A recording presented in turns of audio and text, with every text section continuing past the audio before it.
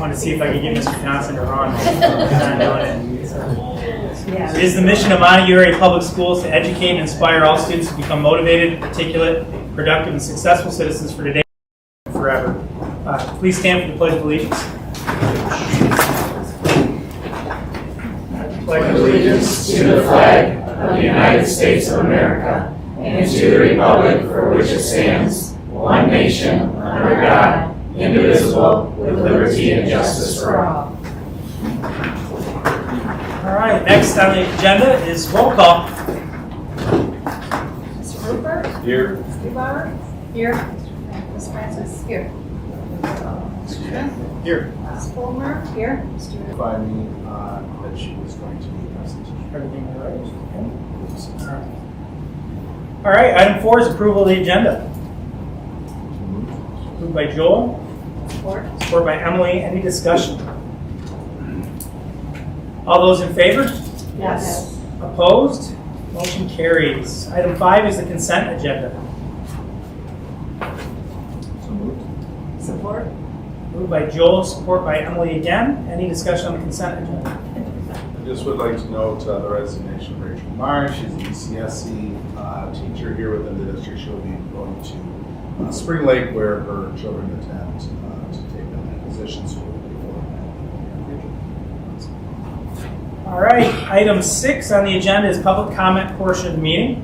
Public comments will be accepted at this time. Each statement shall be limited to minutes.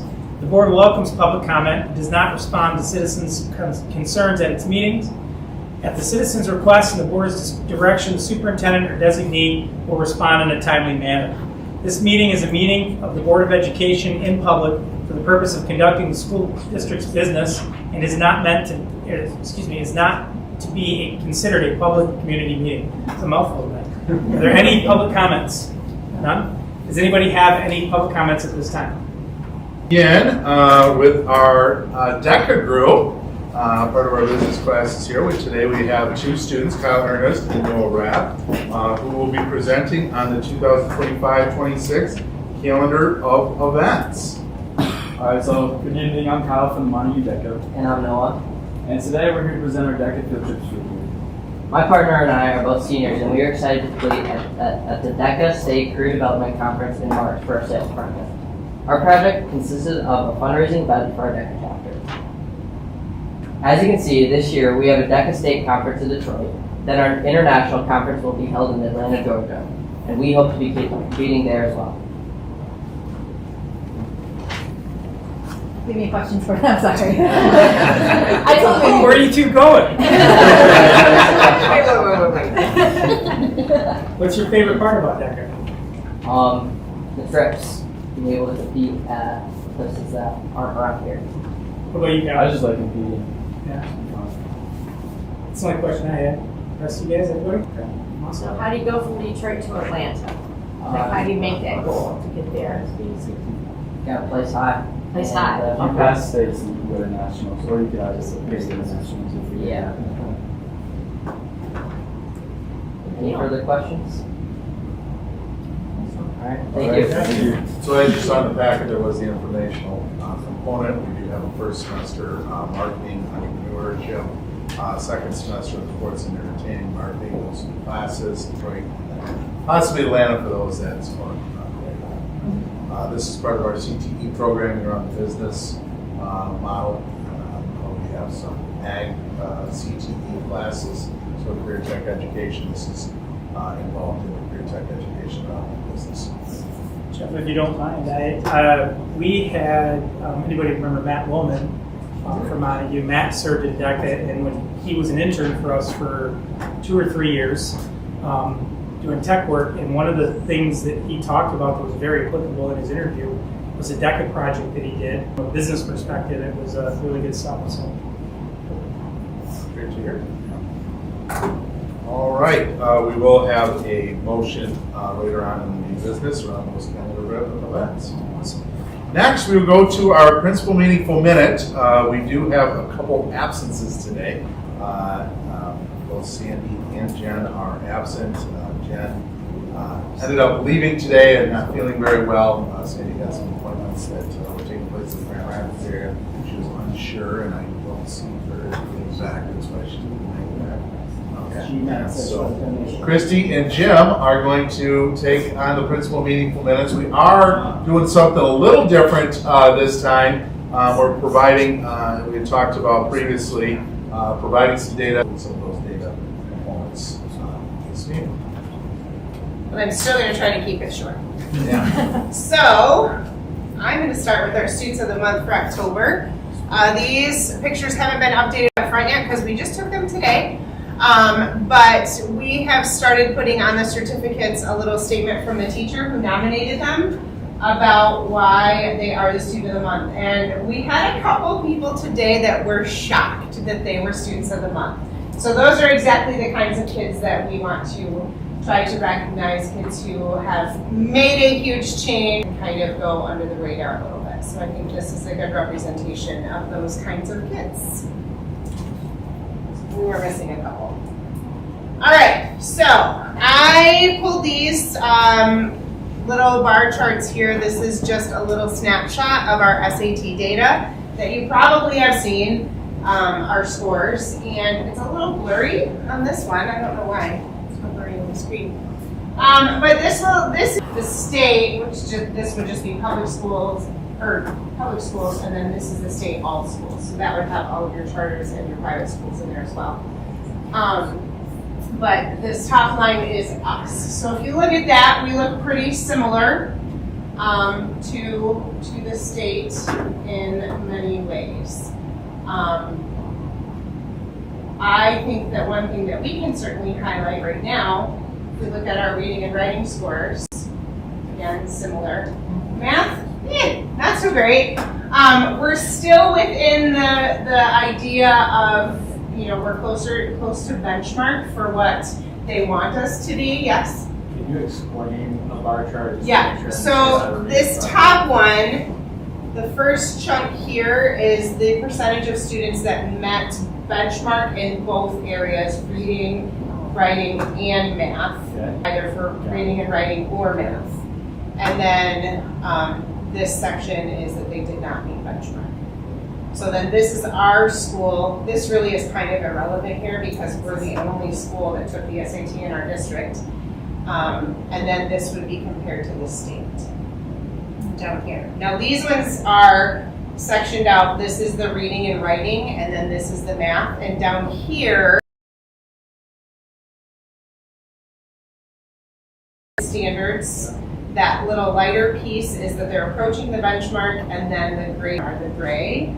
And when the state changed a lot of tests, they're doing it to us again this year. We're no longer going to be taking the ACT, we're taking the WIN test, which is another workforce readiness kind of test, but it's a different platform and it will be on the computer. ACT was kind of the last one standing as far as paper pencil, and that's going away.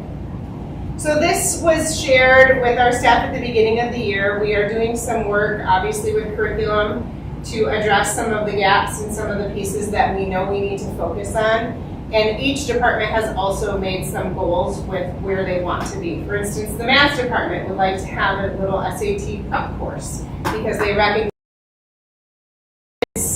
they know that they can do a lot of the things that they maybe didn't test so well on. So what do we need to do to get them ready for that? And so then this is kind of our response to that a little bit. We, our number of students in intervention, so this is our success course, and this is also, we do have a math intervention course that is just focused on freshmen and sophomores for algebra and geometry, because that was where we were having the most struggle with students.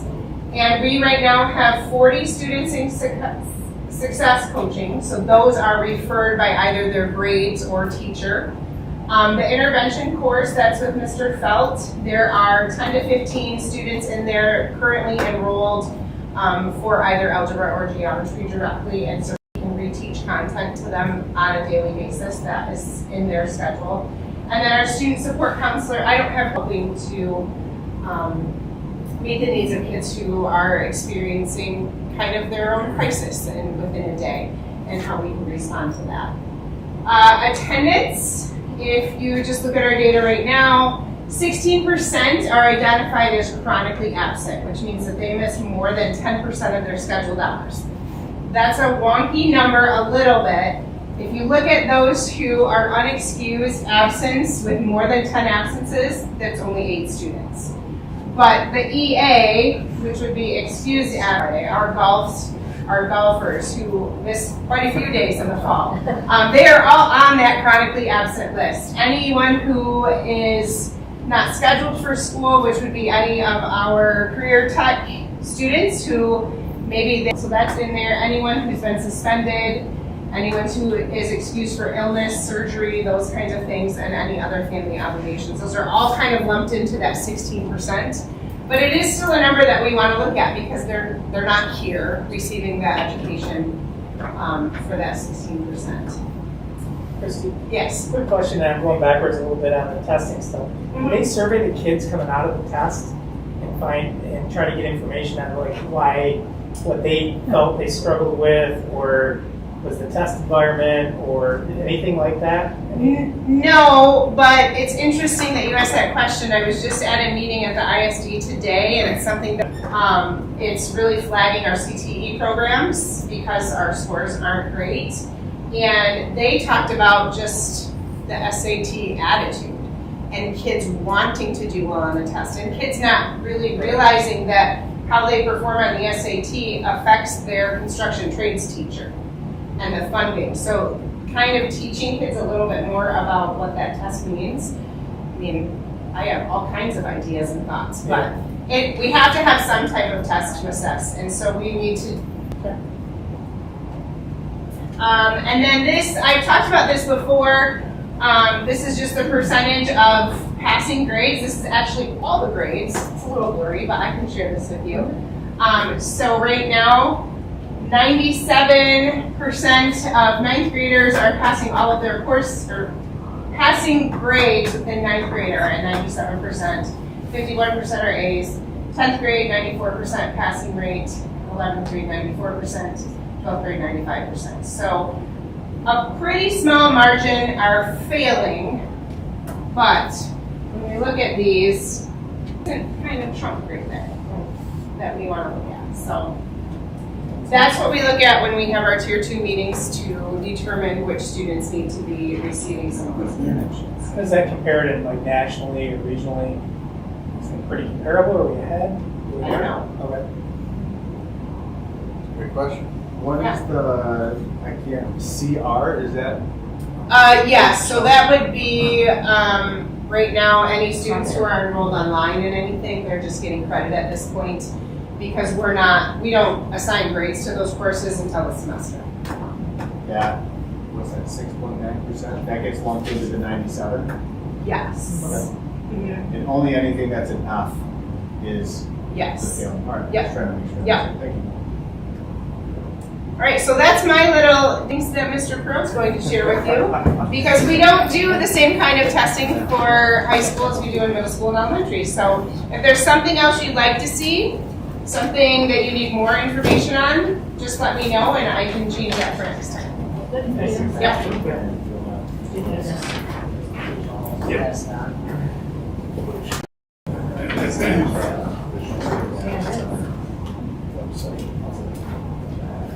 So I'm going to give you guys you've got a packet that has some of this. So under Section 104I for the state of Michigan, all schools are required to give benchmark assessments to their students kindergarten to 8th grade within the first 6 weeks of school. Now we have to report those once we have them done. So Stacy is ready for the little spreadsheet wizardry. This year we have decided as for entire K-8 band that we're all going to use the same screening assessment, which is NWEA. So at the middle school I've been using that one for 4 or 5 years now, and Sandy in the elementary and Jen decided that they would bring that on as their screener. So over time, that we'll be able to look at some better trend data as we look at cohorts of kids moving across our system. This is our math, the one that's up right now, this is our math K-12, and that just takes all these grades together and combines it. So this is just one snapshot of time. So this was, in September, on the day that we gave the test to the kids, this is how they performed on their math. This compares them. It's a nationally normed test, so it compares them to how are all the other students across the nation scoring on this test. Percentile compared to all the students across the nation who took this test. So performing well comparatively to others. We can break this down. Scroll down here so we can get all of them on one page. So in the math, this gives you now grade by grade, how each grade scored comparatively. Now when we look overall, we're going to compare. Then it breaks this down into percentages. So each of these along the bottom, so the kids that are scoring and where do they fall, and that breaks those down by grade level. So in kindergarten, we have 12% that are scoring and under the 20th percentile. We have 28 that are scoring over the 80th percentile. So when they test with NWEA, the kids take an assessment on the computer. It is about between, depending on the grade level. I know this really out for middle school, but in the middle school, it's right around between 45 to 50 questions for math and 45 to 50 questions for reading. And it is what they call adaptive. So as a student gets more questions correct, they continue to get harder questions until they reach the point where the questions that they get asked, they have an equal chance, and then that turns into what they call a RIT score. It's an index score that the student is given. So that's in this column over here. So this gives you the percentage for each grade level. This is the average now of the entire grade level for the RIT score. So what I gave you in your document is there's a handwritten number underneath this. That is where NWA is saying kids should be if you look at an individual student. That's where we want them to score in the fall. And so, we're doing pretty well with our students here. They're performing pretty well nationally for where they should be. Now, Who determines the RIT number, Jim? So that's an index score that NWEA creates. Okay. And they're doing it out probably national numbers. This is all based on national numbers. Yes, Okay. this is kids all across the United States take this test. And so they're using all that data to aggregate. And saying this is where your average kid should be. Yes. Yep. Yeah. So obviously now what we can do with these reports is we have lists of who these kids are. Right. And the goal then is to get into your red and your orange. We want to make that look like a different shape. We want it to go like that, right? So we want this red and orange to get shoved this way. So we can identify who these students are. We know what their RIT scores are, and break that down so that the teachers can use those. This is how in the middle school. This is how we determine if kids get into an intervention class or not. You got a score lower here. You got a score. You get lower scores in the grades. And you're not doing as well. M-STEP that gets you access to more intervention classes and more targeted skills there. This would be used for small grouping in elementary. Things along those lines. Jim, is there any root cause analysis? Like, why are the kids that are doing well? Why are the kids that are doing poorly? Is it always just the intervention, more time, or is there, So, you know what I mean? Yeah.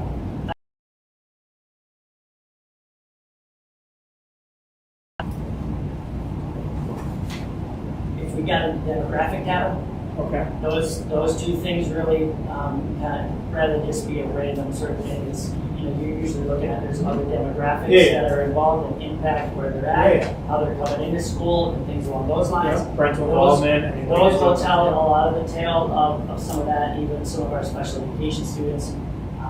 So we're hoping that they're doing as well here. We're giving them accommodations on it, so we want to see their special ed numbers go up as well. And so when he talks about those interventions, right, they don't break it down to the content of what created that school. So Yeah, for like what instance, questions they got wrong. So if we're talking phoneme awareness, or we're talking different parts of it, is that what you were asking? No, yes and no. I mean, I think that's good data. I'm I'm a tech guy, right? I'm a root cause guy, I'm a problem solver. So I'm always thinking, if you have a rash and your rash is caused by cancer, you don't put lotion on it. You got to fix the problem, the root cause of the problem. So are we looking at some of this information and saying, okay, you got these kids in the 19th percentile, are there things there that are common among those kids? Or even flipping it, the kids that are in the time might be fixing the wrong problem. Does that make sense? That's more along the line where we're going. Commonalities, yeah. Tier 1. Tier that 1 is- and the, yeah. And that is tough to do when you talk about people. Yeah, I get it. Right, that's easier to do when I get raw materials in that I turn into a product. I say these raw materials aren't good, I'm gonna send it back because I want these raw materials. I get it. Walk in the door, right? So there's lots of factors that play that cause all kinds of different root causes. Absolutely. Which then need all kinds of different interventions for all of it. So you're starting to individualize all of those. Completely So, agree, but right. if you're given the wrong intervention, if you don't know the root cause, you give the wrong intervention, Correct. you're Yeah. never going to So- fix the real problem. We have to get in. Where are you not understanding? Where's the gap? Yeah. Let's You can try only and do attack the something. gap, Yeah. right? Yeah. So my, But if they all have the same skill set that they're deficient in, that tells us that then that tier 1 instruction might not be that good. okay. Yeah. So my other question, Jim, you mentioned that you guys were on some of the standards. Why would we not be on the standard? Why would we not all do all the same thing to begin with? I mean, is there a benefit to having different? Does that make sense? Like I just think Sure. about information differently. We would follow the same standard. So is there something So that I'm missing? at the elementary level, there are a number of different ways to get benchmark data. Yeah. So they use DIBELS, they have TRA, they have other Yeah. methods. Many of those that are created go up to about 6th grade, and then they start to drop off as to the kinds of things that you have available to you to do this kind of testing. Yeah. At the middle school level, some of those drop off, and then it gets more standardized stuff, like there's NWA, there's iReady, there's STAR, there's a few of them that go up to 8th grade. By the time you get up to high school, those are basically SAT and a couple others, more options. The elementary, they had a lot more options, so they were doing some things that were tying a little bit more to what they were doing in their particular reading. Now we got the switch over to bookworms, we got all this stuff going on. Sandy felt like this was a good time so we can norm some of that stuff, and now we all have a bit more of the same data. So I think it's great. So Yeah. Start out. Yes. I think of it like, like sports or like football, right? If you're going to run the veer, you want your kids running the veer from the time they're little till the time. For sure. So these are things that can be given fairly quickly to all the kids. We're identifying with the kids that we think need some more, and then we have to go in and do a little bit more to see what the exact problem is. This won't give us all the data that we need, right? The other thing with NWA is all of these tests, because they're national tests, they kind of backwards map to our state standards. So they don't write this for Michigan and then write one for Indiana and write one for Wisconsin. They write one across the board, and they say, well, these questions look like they match pretty well with this Michigan state standard. And so then they kind of move them around for all the different states. So you take this as kind of how are we doing against everybody who's not doing well, and then let's get into our own stuff. It just helps us group kids into. It was in September when we took this test. Overall in the 47th percentile, and then you can get down into each one. So we have some pockets of grades that are doing pretty well in that kind of 50th percentile. Grade was jumping out there. A couple that we have to figure out a couple of things with, but our new reading program going this year, it'd be great to see through the year how do they go and then compare this to next year. Now they've had a year in bookworms and we've seen some of that growth. So that will help us there. But again, these grade levels, I know they're focusing on these red and orange to see what we can do. So just as then once we get this and we get a few more, but you're only going to see the middle school on this because we were the only ones that took this last year. But now you can look at that 7th grade score. The 6th grade score here was 55%. If you look at them currently in this one, they're now our 7th graders. So the reading of the 7th graders, they 51. So they went down a couple points at the beginning of this year. This scored at a 50th obviously, so they jumped up a couple percentage points there. So, their RIT scores would have gone up a little bit with that. So we'll be able to do some of that over time. We'll Even come. throughout this school year. as Yes, well, we'll once come we back get and the screeners are done 3 times per year, and those RIT scores move. So this is where they should be in the fall. Expect a 3-4 points by winter gain, and then we'll do this again in the spring. So our next window opens around the semester time. That will take this. So in February we can be back with some more your fall to your winter, what you see with the trend of your students. How does the faculty, do they like the statistics? Are they dislike it? Are they indifferent about it? So that will depend on who you ask. I just- That's what they We're talking about the curve. Our math teachers will get into this and, they love all of this sort of thing and they're gonna get into it. So And then you got this quantitative where like, level. I don't quite, what do you mean by the 80th comfort level is?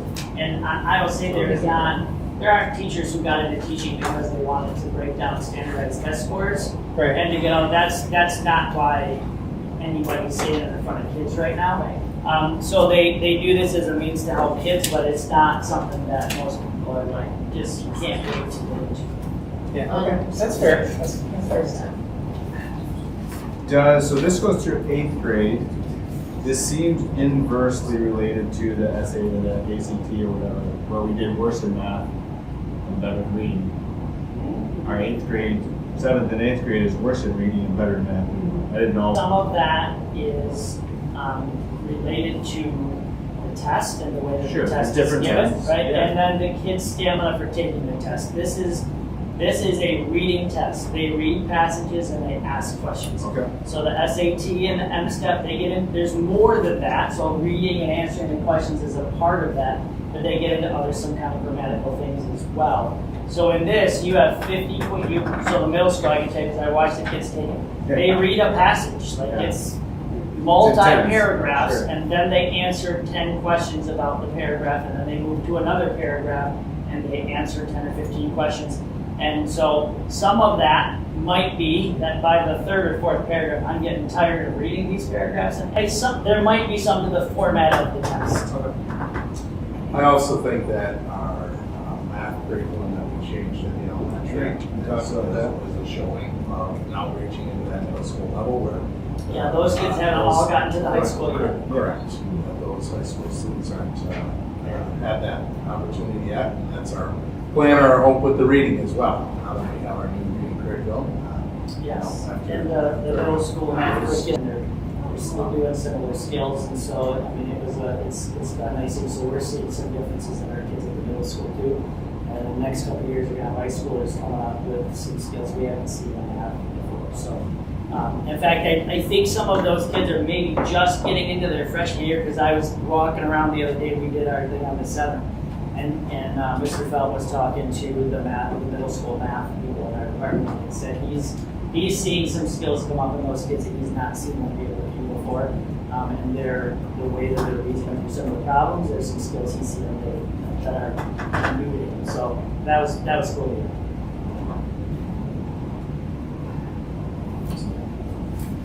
Anything else? Very helpful.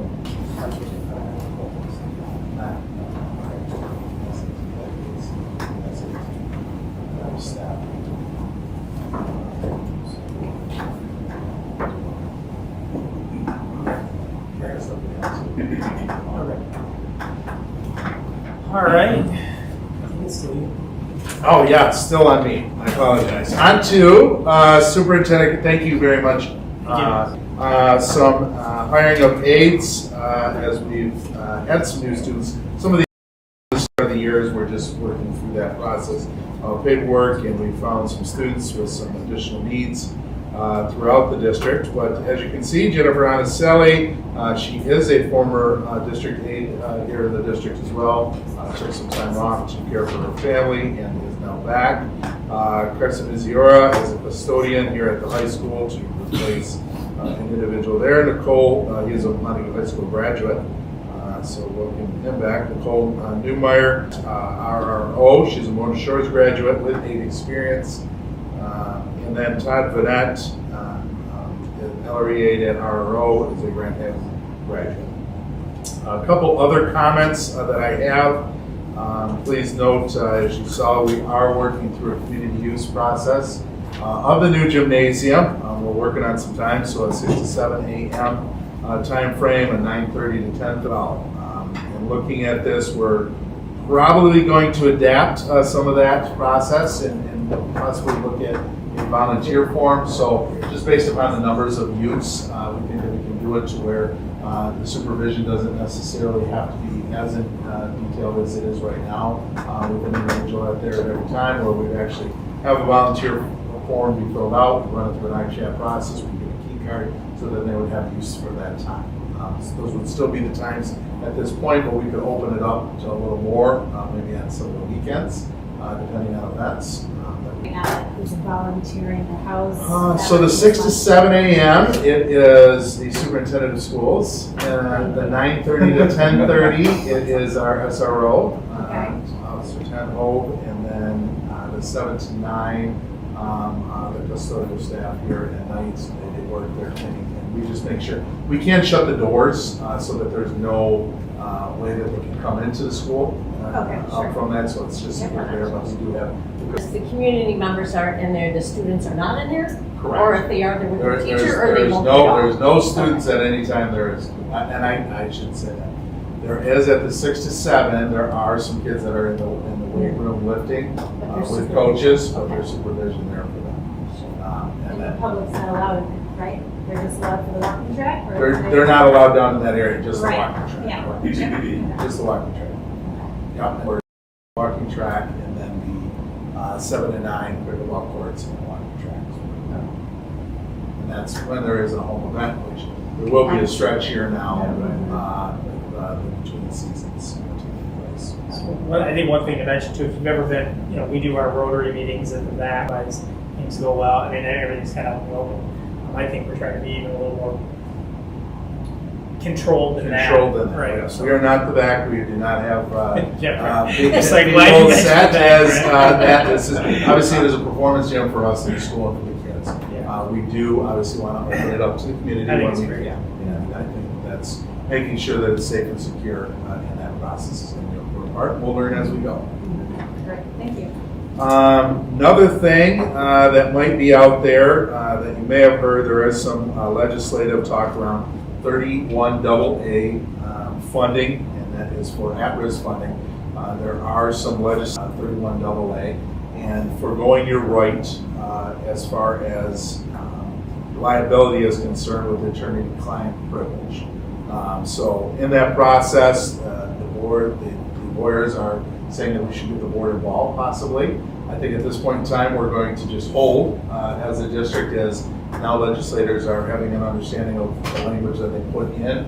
Does cause districts some issues in that process. So they are working on some language changes. There is some, back and forth, and the governor and the attorney general are involved in that as well. So more to come. I do want to put that on your radar though, because I might have to ask for a meeting possibly.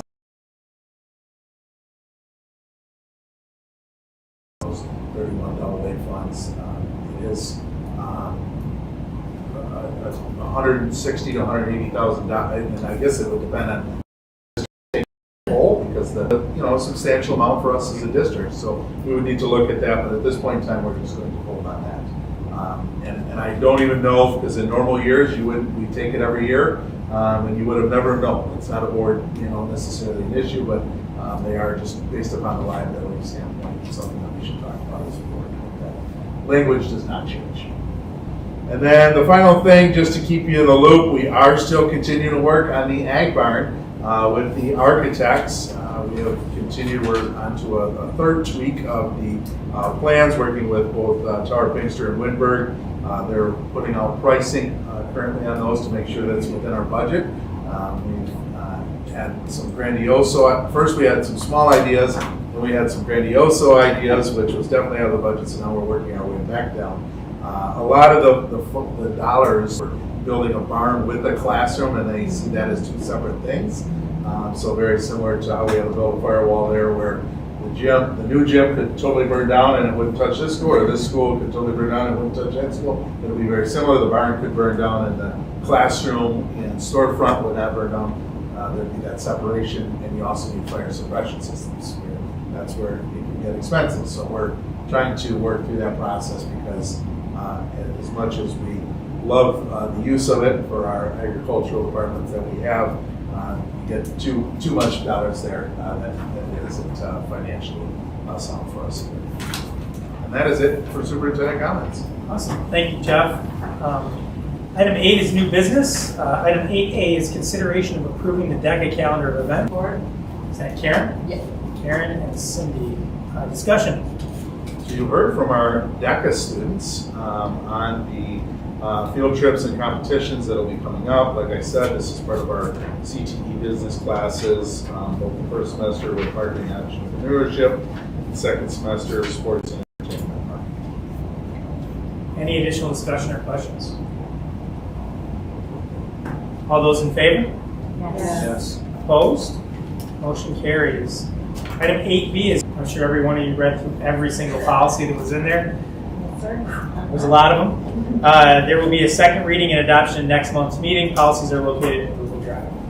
So, if you didn't read them, you do have time still before this is the first reading.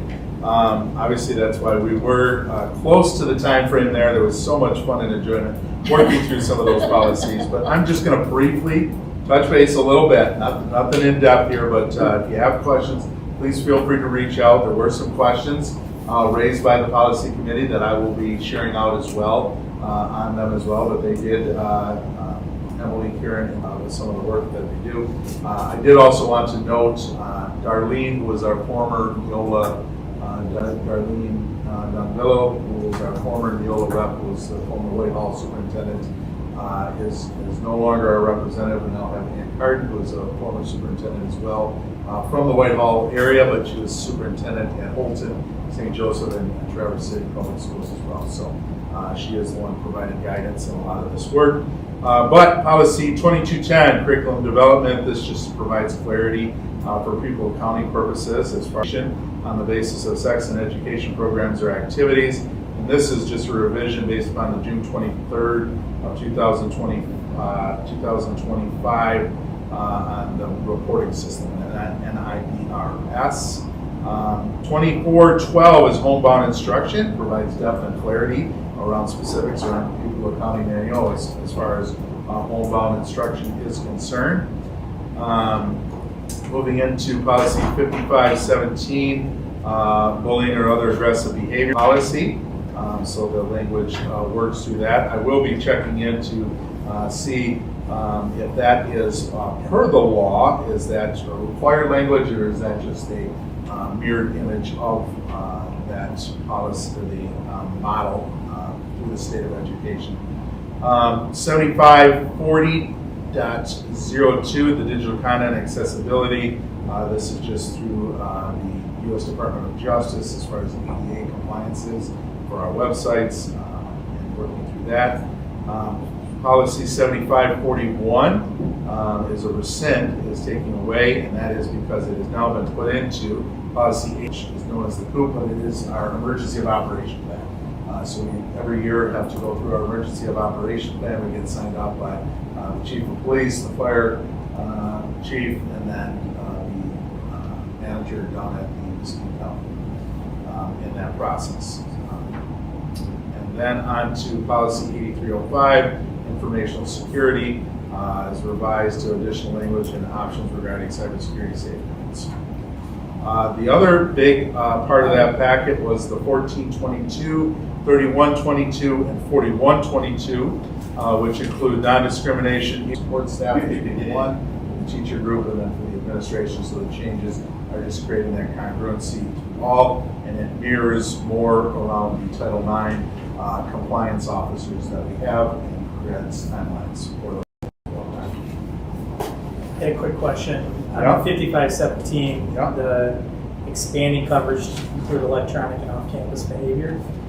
how are they gonna do that? I mean, that's a First Amendment protected, We talked about that. did you? Yep, that's where the questions is Where his asked. question comes in. The required language versus this is just the model. And so the way it's understood at this point in time under the legal status is if it creates things that are taking place outside the school are dramatically affecting that, which is a discretionary type of world. That is where I have some of the struggle. We are talking as I a county don't think the First level. Amendment says No. anything about what it does to the learning environment. I mean, like that's gonna be a tough one, I think, at some point. Yeah. Don't disagree. Yeah, okay. I'll let it go. I'll let you guys handle it. Somebody already asked. Also looking at the other questions that were posed is also looking at the policy of 2266, just in the different components of that found in that first paragraph. And then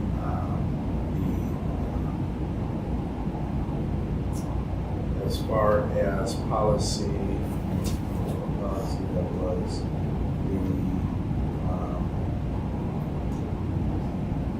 policy 2266 as to why do we need some of the language as far as, do you remember what that was? That was, I guess, the premise of the question was, how does this relate to federal statute versus Michigan statute? And well, historically, I read it, our statement is to be, we uphold federal policy, and this just seemed like we were inserting something that said, on Michigan.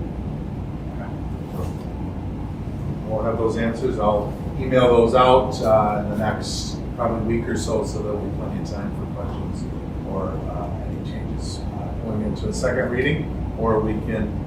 So I get to the budget meetings before. Yeah, no, was our question of what you said about versus. We don't need to vote on anything. No vote, just move it on to, we would need a motion for closed session. We need a motion for closed session. Suggest motion to enter into closed session for student discipline hearing for student support. Was that Karen? No, I can't tell. I know. You guys kind of sounded like it. I probably got you backwards half the time. Nope, you're good. All right, any discussion? All those in favor? Yes. Opposed? We're going to No, hold on. we need need a roll call. Sorry, yep, that's right. Yes. Ms. Francis? Mr. Rapp? Yes. Mr. Smith? Yes. Ms. Newbauer? Yes. Palmer? Yes. Mr. Woodford? Yeah. All right, any students for signatures? All right, we will take a short recess and then we will